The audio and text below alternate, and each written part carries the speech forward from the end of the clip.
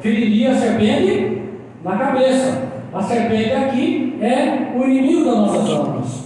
Para nós entendermos o que o Senhor quer falar conosco, nós temos que voltar lá em Gênesis, como eu voltei. Sabemos, é uma história bem conhecida, que Deus criou o homem segundo a sua imagem e semelhança. Deus era amigo do homem, o homem era amigo de Deus. E a palavra de Deus fala que Deus criou a mulher para ajudar o homem. E a palavra diz também que todos os virados do dia, Deus ia falar com o homem. Mas nós sabemos também nessa história, queridos irmãos, que o homem, que a mulher e o homem, muitas vezes eu vou entender o homem aqui de modo geral, tá bom? O homem e a mulher, eles foram persuadidos. A mulher foi persuadida pela serpente e logo depois a mulher também, né? Persuade também o seu esposo.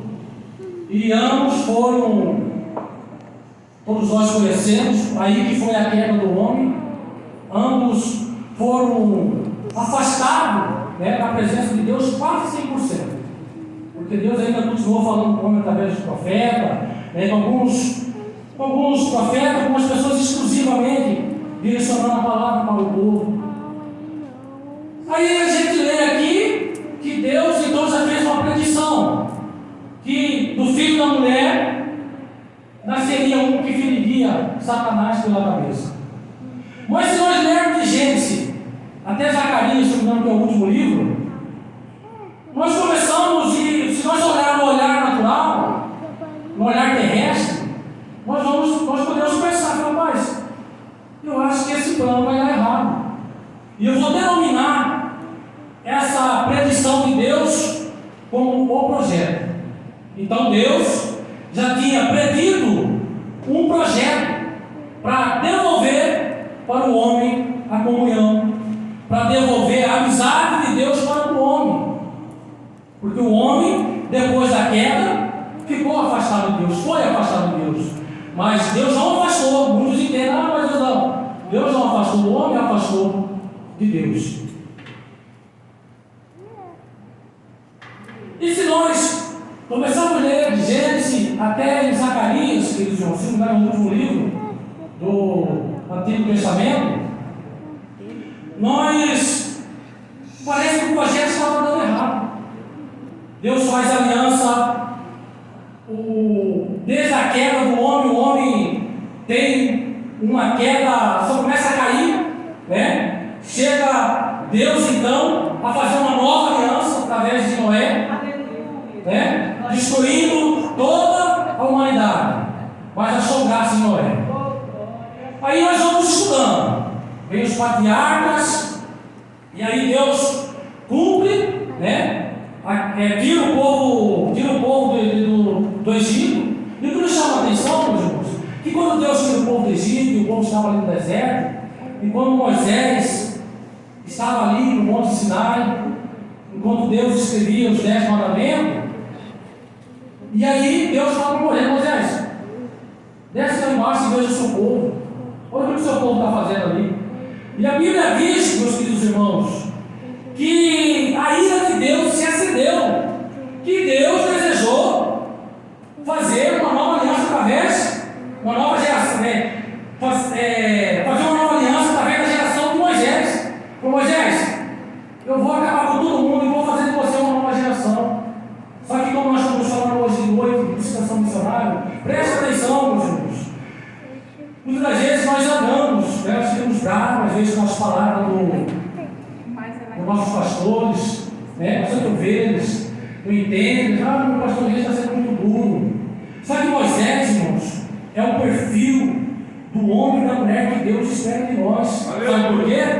Quando Deus fala: olha, eu vou fazer de você uma nova geração.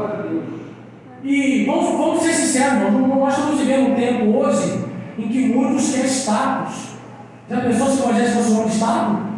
Não, Deus, então acaba com eles e faz de mim uma nova geração, né, para que o meu nome seja lembrado. Mas Moisés é o tipo de homem que Deus espera de nós nos dias de hoje. Moisés falou: Senhor, não faça isso, né? Se o Senhor destruir esse povo, o que vai pensar os egípcios? O Senhor tirou eles com grande força. Agora o Senhor vai matar eles aqui no deserto. O que vão pensar do Senhor? Aí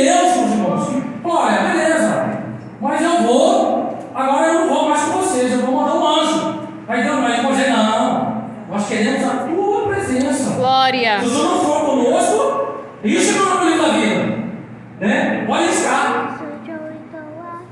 E aí, meus irmãos, a palavra de Deus, que Deus usou de misericórdia. Então, muitas das vezes nós achamos, né, que o nosso pastor, a liderança é um pouco duro, não é, meus irmãos. Nós temos que ser parcial ou imparcial a palavra correta. Quando você não perde nem para um lado nem para o outro. Imparcial. Temos que ser imparcial com Moisés. Não, Deus, calma, não é assim. Aí é no povo, né? E ali. Então, é um perfil que Deus vem procurando nos dias de hoje. Mas, então Deus cumpre a sua palavra. Levanta Josué, faz o povo entrar na terra prometida, e ali o povo começa a se decair novamente, o povo é julgado pelos juízes. Aí a Bíblia diz que o último juiz, o único que foi juiz, sacerdote, profeta, Samuel, o povo fizeram impeachment dele. Falou: olha, eu não quero mais saber de Deus. Fizeram impeachment dele, não, de Deus. Nós queremos um rei. Então nós temos que tomar cuidado também, meus irmãos, que o Senhor me faz lembrar isso aqui.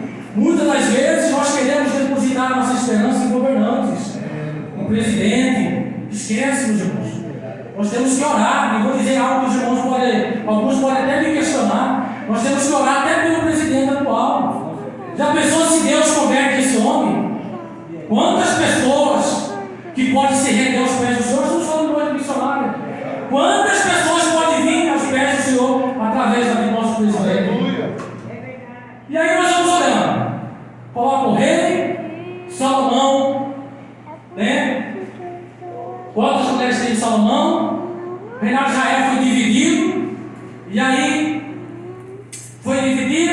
Roboão, filho de Salomão, prepara um exército para controlar aquela rebelião. Deus falou: não, você não vai guerrear contra os seus irmãos.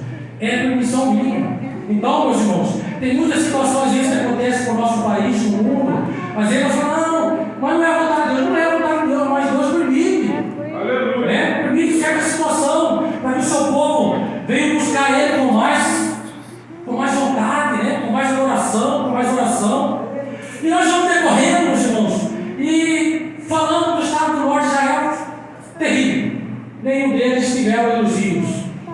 Alguns de Judá ainda se salvaram. Aí Isaías escreve, fala: olha, e Deus se maravilhou, porque não viu em Israel um intercessor pelo povo.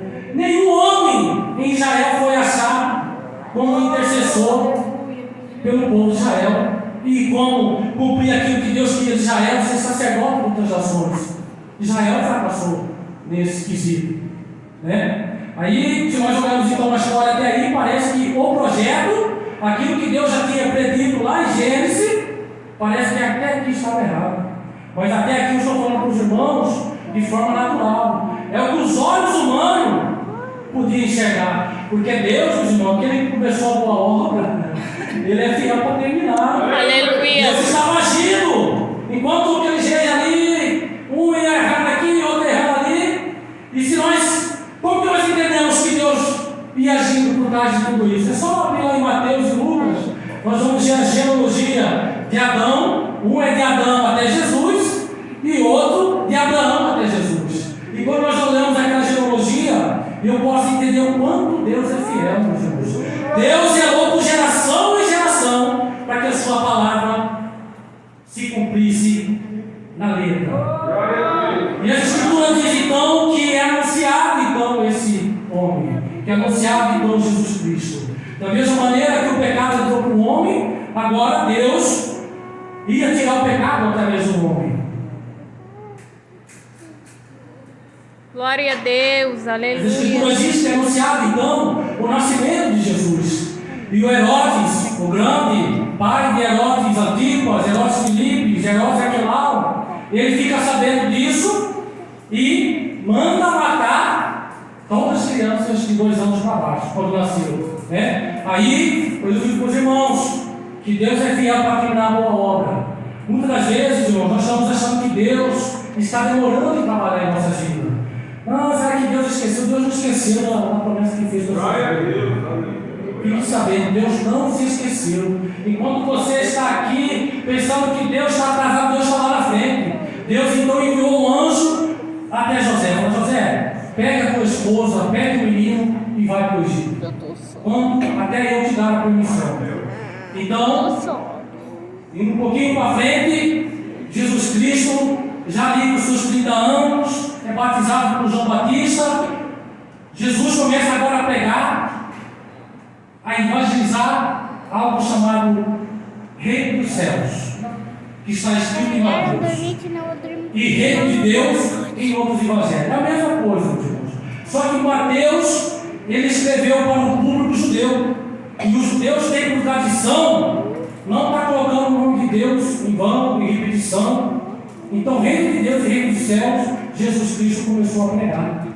Muitos não entendiam, né, o que era o Reino de Deus e o Reino dos Céus, porque o povo esperava um filho de Davi na pessoa de Jesus.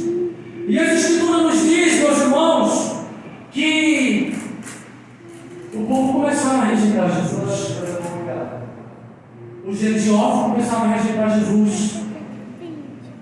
Os governantes locais começaram a rejeitar Jesus. Herodes, Pôncio Pilatos, que era procurador e representante legal da pessoa de César Tibério, que era o imperador daquela época. E aí não bastava só isso. Agora também Caifás, né? Um homem de muita influência religiosa, um homem que pertencia aos saduceus, que era a autocracia do sacerdote. Ele era o líder máximo dos religiosos naquela época.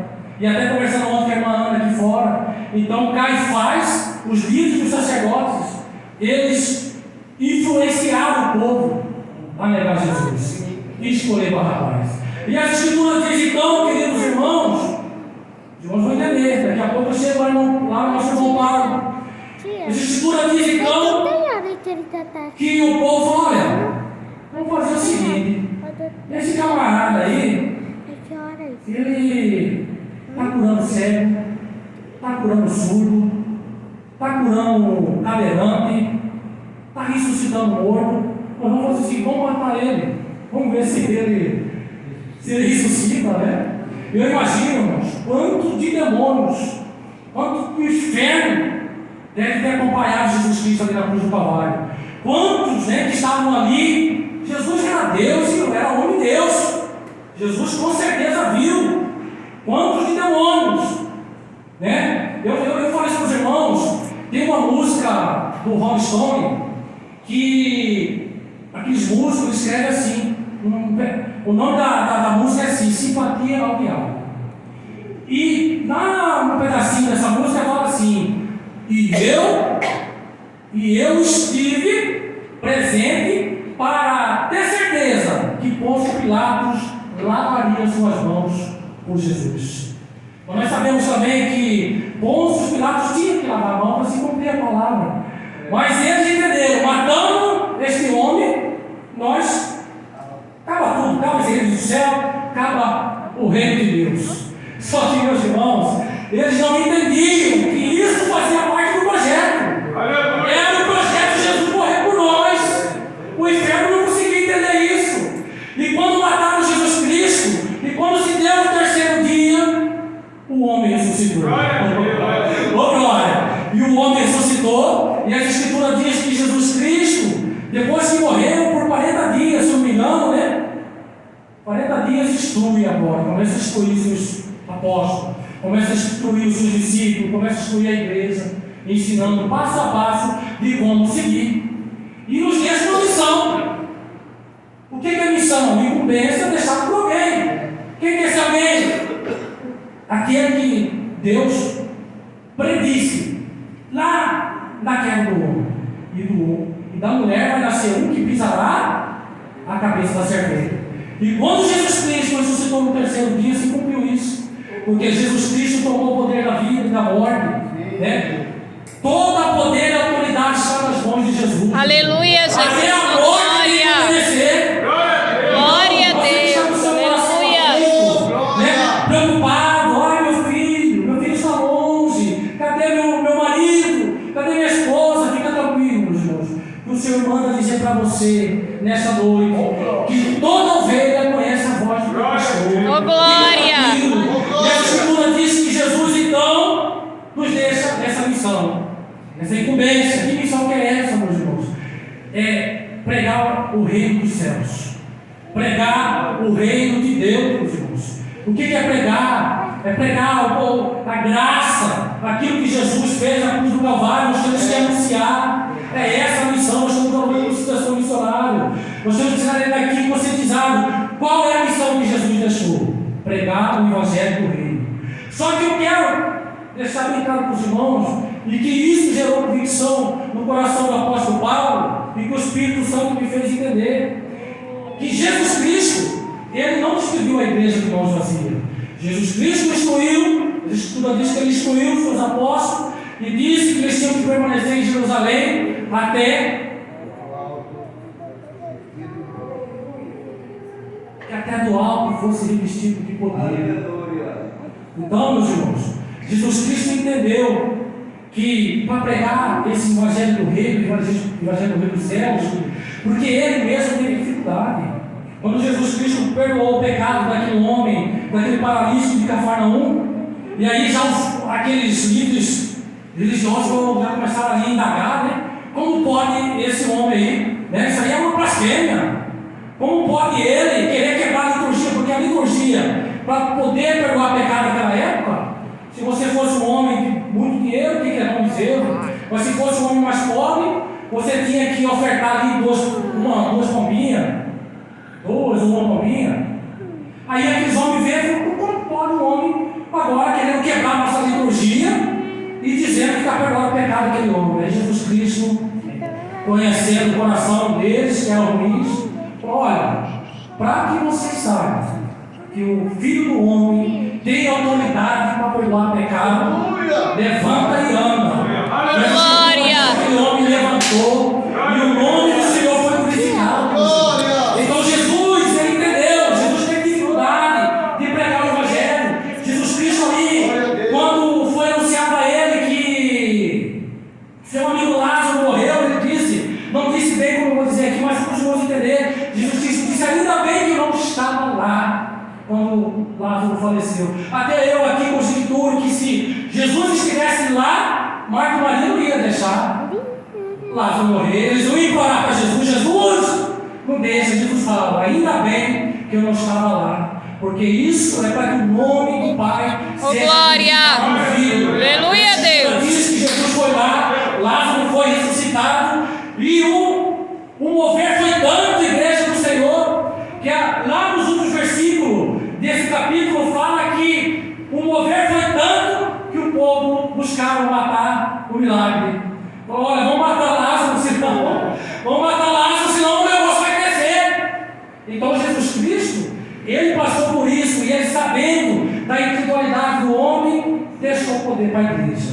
Então nós temos que saber, nós temos poder no nome de Jesus de entrar numa boca de fumo, num bar, não seja onde você estiver, você tem poder e autoridade no nome de Jesus de profetizar libertação, de profetizar cura. E a Escritura ainda diz lá em Marcos, nas outras instruções, Jesus fala: olha, e de pregar o Evangelho para toda as criaturas, e estes sinais vos acompanharão, porque é necessário. Eu vejo Jesus pensando assim: é necessário, porque esse povo são incrédulos, então vocês precisam desses sinais. Aleluia! E a Escritura diz que Jesus, então, volta para os céus, e aí oficialmente o reino dos céus é inaugurado, meus irmãos. Aleluia! E Jesus deixou essa incumbência para a igreja. A igreja primitiva não teve maravilhas igual hoje nós temos. Não. Quando Jesus, então, quando a igreja estava em Jerusalém, foi revestida de poder, a Escritura diz que os apóstolos pregaram com tanta autoridade que até sombra, né? Até a sombra dos apóstolos curava. E isso é lógico, irmãos, que começou a incomodar. O mesmo Caifás, que era o sumo sacerdote, líder da autocracia de sacerdotes, começou a observar isso, né? E lógico, influenciado pelo inimigo. Nós temos que entender, meus irmãos, que esses homens que se oporam ao Evangelho, que se oporam ao povo de Deus na antiga aliança, eles foram influenciados pelo inimigo. E as Escrituras dizem então que Caifás, quando o apóstolo Pedro e o apóstolo João, no nome de Jesus, curaram aquele homem coxo, né? Todos sabiam que aquele homem tinha nascido coxo. E a Escritura diz que a liderança máxima prenderam o apóstolo João e Pedro por causa do bem que tinha feito com aquele homem. Mas depois viram que não tinha como permanecer eles presos, né? Liberaram ele por condição que não falasse de Jesus. Mas Pedro sempre foi um homem audacioso. Falou, não, como que eu vou deixar de falar do que eu tenho visto e vivido? E a Escritura diz então que a igreja começou a crescer. Começou a crescer, só que começou a despertar, meus queridos irmãos, a atenção de alguns que tinham, através dos seus cargos, por exemplo, como Caifás. Caifás, ele pertencia, ele era de linhagem real, sim, podia ser sacerdote, mas ele tinha sido colocado pelo Império Romano. Então, uma coisa que eu acho interessante, um estudo que uma vez eu estudei, é que o imperador naquela época, a igreja do Senhor, Tibério César, ele era um imperador flexível. Ele deixava que os sacerdotes tomavam conta da religião, porém, ele enviou ali Pôncio Pilatos, né, como representante legal do imperador, para tomar conta de guerras civis, né, daqueles que queriam pagar imposto. Aleluia, Jesus. Glória a Deus. Então, quando esses religiosos, e aí, como começou a ter aqueles alvoroços, e aí, como muitos ali tinham aquele cargo e recebiam algumas regalias, né, começou a incomodar alguns, começaram a se opor à igreja. A Escritura diz que prenderam todos os apóstolos, né, por causa dos bens que eles estavam fazendo ao povo, estavam curando, porque Jesus tinha deixado o poder para a igreja. Curava cego, curava, ressuscitava morto, faziam aquilo que Jesus Cristo ensinou. Mas a Escritura nos diz que quando eles estavam presos, um homem por nome Gamaliel, ele deu uma instrução, né, para aqueles homens, para aqueles líderes, para aqueles sacerdotes, e falou: olha, é bom que vocês, né, vou botar os irmãos aqui para não perder tempo aqui, é bom que solte esses homens, porque pode ser que vocês são encontrados lutando contra Deus. Então solta eles, porque apareceram alguns tempos igual eles aí morreu o livro e aí cessou. Só que dessa vez é diferente, meus irmãos. Dessa vez o sangue que foi pago na cruz do Calvário não era do homem normal, não era do homem pecador, não era do homem caído, mas era do Senhor Jesus Cristo. É aquilo que uma vez o pastor Inácio falou aqui na frente: foi necessário uma trindade se vestir da sua glória e descer e morrer por nós na cruz do Calvário. Então Gamaliel era um homem esperto. Olha, eu acho bom soltar esses homens aí, porque olha lá, se esforçando combatendo contra Deus, hein? Que a Escritura diz que aquele que cai sobre a pedra é despedaçado, e aquele que a pedra cai vira pó. Ninguém pode combater essa pedra. Quem é essa pedra, meus irmãos? Essa pedra é Jesus Cristo, é a pedra angular, é a pedra edificadora que os seus rejeitaram. Então ninguém podia parar essa igreja, meus irmãos. E um desses que se oporam contra a igreja, nada mais nada menos é esse que escreveu para a igreja de Filipe, Saulo. Saulo foi um dos que conseguiram, quando Estevão, um dos primeiros diáconos da igreja primitiva, pregava com autoridade. As Escrituras dizem que o povo começava a criar ciúme e inveja, porque ele pregava com autoridade, porque ele tinha o Espírito Santo na vida dele. Levantaram o falso testemunho e levaram ele, mais uma vez agora, novamente para a liderança do sumo sacerdote, Caifás. O Caifás já tinha mandado prender os sacerdotes, os apóstolos, foi um dos responsáveis pela crucificação do Senhor Jesus. Sabemos nós que isso precisaria ter acontecido. Caifás já tinha mandado prender apóstolo João e apóstolo Pedro por causa daquele bem para aquele homem, por causa daquela providência daquele homem. E agora, quando Estevão, queridos irmãos, foi levado ali, e Estevão pregou de forma cronológica ali, acusando aqueles religiosos, né, de homens de dura cerviz, e as Escrituras dizem que Estevão foi apedrejado. Mas Estevão, queridos irmãos, ele morreu com a convicção de que ele ia para um lugar melhor. E foi o primeiro homem, depois da subida de Jesus, que viu Jesus à destra de Deus Pai.